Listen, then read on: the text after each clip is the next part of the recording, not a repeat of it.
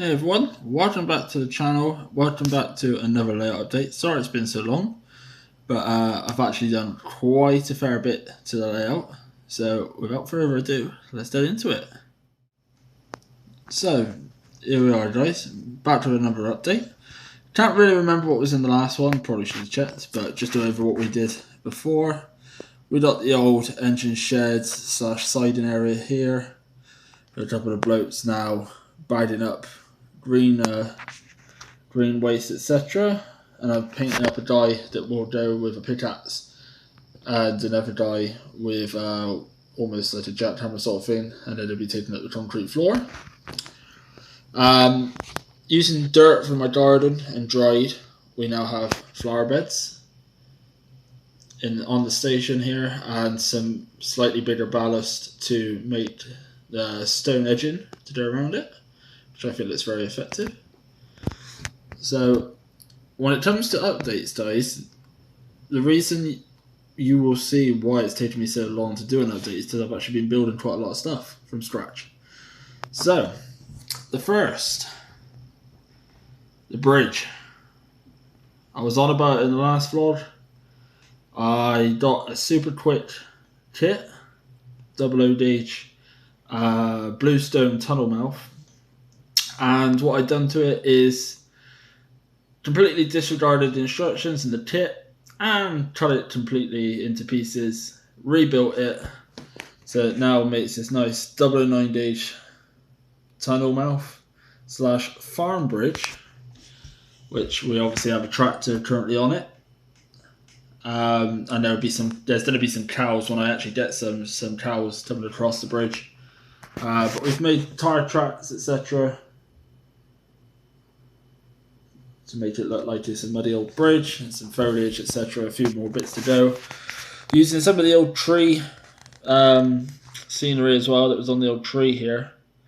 We made some like hanging sort of grass and ivy, etc. over the edge there. And there's a little bit over that far side as well. But what also came with this is now finish the fiddle yard cut off, so you can't see behind there anymore. And obviously I built up a hill here. And the reason I did this is because I needed some scenery, some sort of bat scene to go behind the bridge. So I still had the offcuts, etc.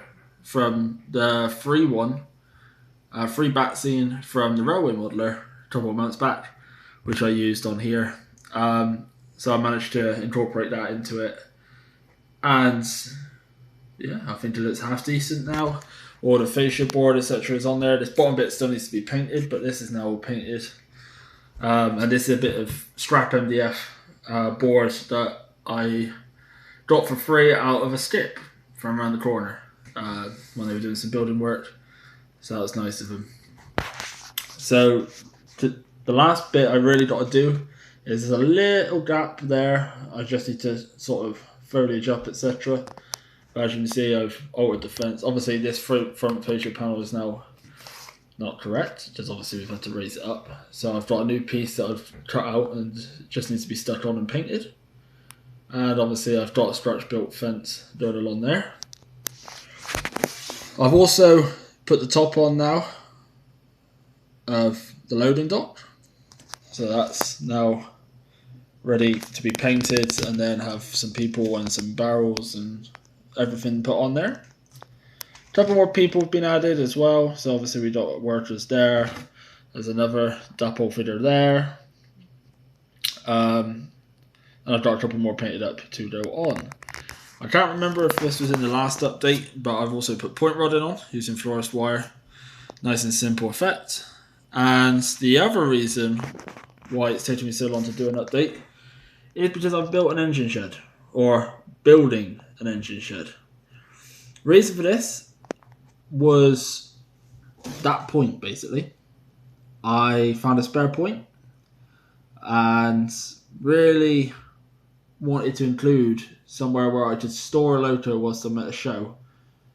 Now, originally this siding, if you've watched from the start, had a switch here to make that line dead, and there was obviously the water tower and control stage there.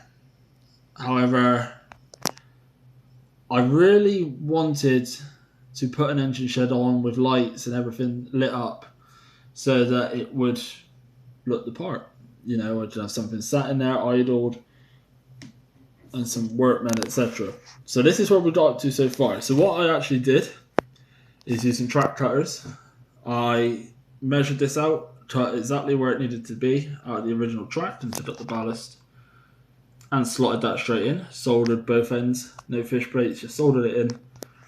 And with a spare piece of track I had, same method, soldered it on, dropper wires on. There's a switch, set of switch wires on as well. There's one there and obviously one at the back of the shed.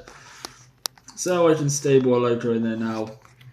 And I did put my water tower here, my cold stage here, bit of undergrowth here, and then I have a small brick wall that comes from around here that will lead on to the corner of the shed there.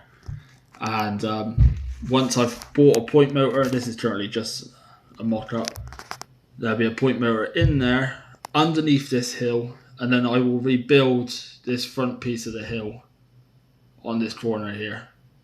So that'll all be hidden under the hill. So you won't be able to see the point motor. And it just leaves this point motor here, which all I'm going to do is put some bushing along the top and along the side. That's all I can really do with it. Only problem with using surface point motors. But again, this whole layout was to do with a learning experience, do things I've not done before, and point motors was definitely one of them.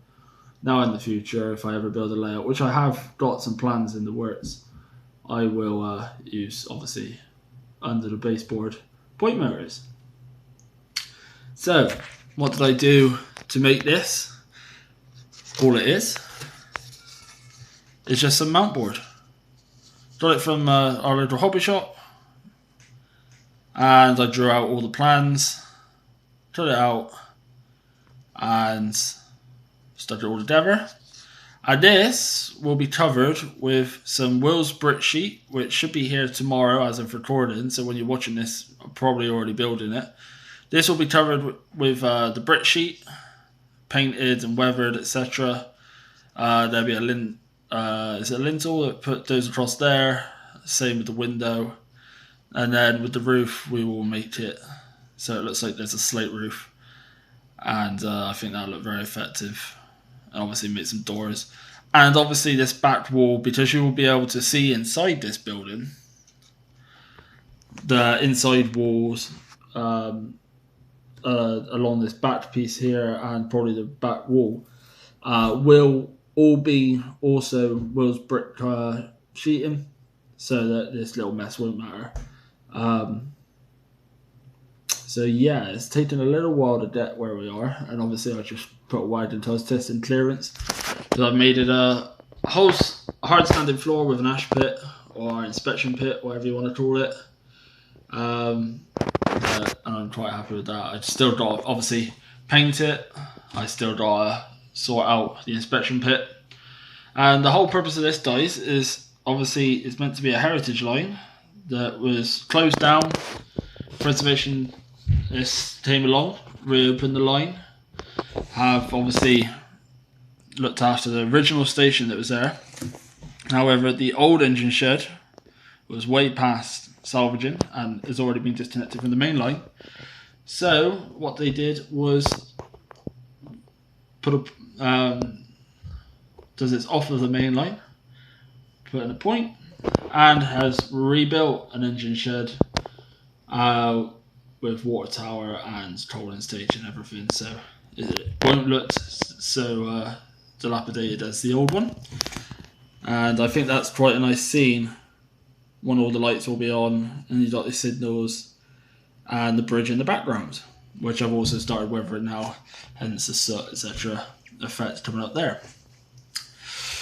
So what have I got to do now? Well, I've obviously got to ballast this obviously around the engine shed. I've got to paint the hard standing. I've got to coat the engine shed walls with obviously Will's brick sheet, which won't be a quick task to do, but we're at that. So this is basically just a support for it. Obviously, again, ballast around all of this, and ballast up against that back wall there in the tunnel mouth. And then once that is done, I will then obviously get a point motor for here. I don't know when that would be. That might be at my local railway show coming up here in Bristol. So I always do that with my old man, and I'm sure I will pick up quite a fair few goodies for this layout, rolling stock and scenery wise, and possibly even a loto too. So once that's installed, then I can rebuild this little corner of the hillside. Then there, like I said, there'll be a brick wall going along the back with some trees that will link up to the side of the engine shed there, and then I will just finish this hill here, and there'll be a fence going along the back there, just another stretch built fence. So there's still loads to do.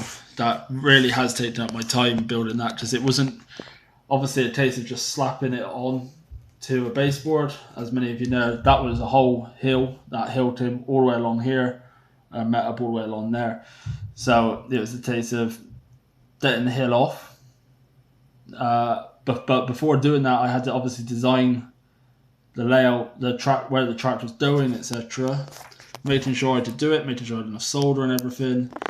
Getting it away from this back scene. Obviously, I made a little mark there, and there, but this will be covered up by the hill, so that's fine. This will be covered up by the water tower, which will go directly in front of it, so that's absolutely fine. So you won't actually see that mark when I take this to the show, which is coming up very soon, and I've decided to completely mess with the track plan. But I think when it comes to showing it, it'll be good to bring in a passenger train. The train can then run around it instead of going back onto its train to go up into there. I can then have another train come in, etc., etc. You know, it's endless. Or a goods train can come into this line, into the goods line, run around its train, go up there. The shunter will come out of the side in here, shunt the wagons in here. Then the passenger train can come in, etc. Wait in the station. Then another goods train can come in, wait on the set plate over there. The shunter again can shunt wagons around, etc., etc. And then the passenger train can go. And then the goods train might not have any wagons to take back, so he can leave completely. And then I can then get the train, the shunter to bring the wagons out, assemble them ready, and then that train will come out of the engine shed after taking on water and coal, hook up, and go back to the fiddle yard. So that's what I wanted, something just so I can show lotos. I can have a loto constantly on the layout on show, and it's just something else. This is just another feature for me to scratch build a building for, as I really do like scratch building buildings. And I mean, the bridge has turned out really well. I'm really happy with it, especially with the top. Obviously, I've used some ammo made mud paste, and then run the tractor tires through it beforehand, before stitching it with some PVA down to the layout. And it just gives that sort of wet, muddy effect, with also the help of, again, using some of my own garden dirt and started grass, etc., to make it look realistic. And as I grew up farming until now, I'm still doing bits here and there. It's a scene that's actually close to me, because alongside of railway modelling, farming has always been a part of my life, and I needed something to represent that. So this is a reminder to me and some of my family that of the days of herding cattle, following along in a tractor. So there'll be some cows, etc., coming along here as if he's taken to a field. So yeah, that's pretty much where we're at, guys.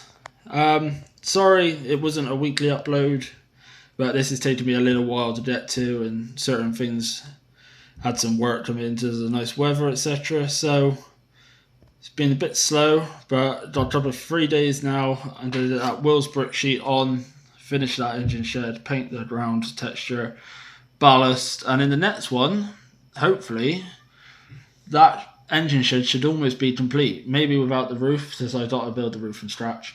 But, you know, as you see it now, it will be textured, weathered, and all that. The water tower will be put back on, which I'm modifying, and the whole stage that we built, etc. So yeah, that's going to be it, guys. Thanks very much for watching. If you have liked the video, please leave a like. It's always appreciated. Leave a comment. I always like to look at the comments and read through your comments. And subscribe to the channel. You know, it's free. And you get to see my, hopefully back to weekly uploads now, of the layout, running sessions, layout updates, etc, etc. And I'm also obviously going to, like I said, the big Bristol show in 2 weeks. Which means that I'll have plenty of goodies to show you guys of what I got and what I thought was a show, etc. So yeah, that's pretty much it.